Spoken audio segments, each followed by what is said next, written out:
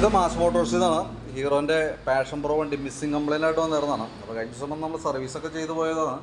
പക്ഷെ അന്ന് നമുക്ക് മിസ്സിങ്ങിൻ്റെ പ്രശ്നം അത്രയും കൂടെ ക്ലിയർ ആയിട്ട് കിട്ടില്ല. അന്ന് കാർബേറ്ററും ഓൾറെഡി കംപ്ലൈൻറ്റ് ഉണ്ടായിരുന്നു.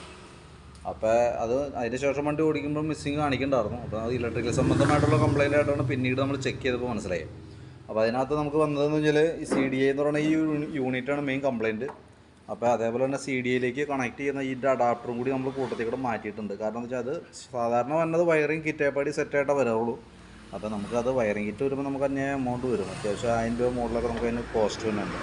അപ്പോൾ ഞാൻ അതിൻ്റെ ശരിക്കും ആ സോക്കറ്റ് മാത്രമാണ് പ്രോബ്ലം. അപ്പോൾ ആ സോക്കറ്റ് നമുക്കൊരു ആക്റ്റീവ പഴയ മോഡൽ ആക്റ്റീവയുടെ സോക്കറ്റ് നമുക്ക് ഇതേപോലെ മേടിക്കാൻ കിട്ടും, കമ്പനി ഒറിജിനൽ ഐറ്റം. അപ്പോൾ അത് മേടിച്ച് ഇതുമേക്ക് എക്സ്റ്റെൻഡ് ചെയ്ത് സോൾഡർ ചെയ്ത് റീസെറ്റ് ആക്കിയിട്ടുണ്ട്. അപ്പോൾ ആ ഭാഗം ക്ലിയറായി പോകും.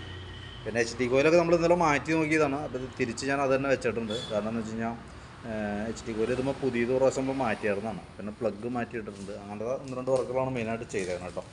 അപ്പോൾ CD യൂണിറ്റ് ഏകദേശം ഒരു 2000 രൂപ താഴെ നമുക്ക് CD യൂണിറ്റ് മാത്രം വരുന്നുണ്ട്. അപ്പോൾ ഞാൻ അതിൻ്റെ ബാക്കിത്തെ ഡീറ്റെയിൽസ് ഞാൻ വാട്സാപ്പിലേക്ക് ഇടാം, ബില്ലും കാര്യങ്ങളൊക്കെ. ഓക്കെ. അപ്പോൾ വർക്കിനിപ്പോൾ ജസ്റ്റ് ഒന്ന് കയറ്റിയതിന് ശേഷം ഒന്ന് അസംബിൾ ചെയ്തതിന് ശേഷം ഒന്നുകൂടി ഒന്ന് ടെസ്റ്റ് ഡ്രൈവ് നടത്തണം. അതിനുശേഷം കൺഫേം ചെയ്തിട്ട് ഞാൻ കോൺടാക്റ്റ് ചെയ്യാം. ഓക്കെ.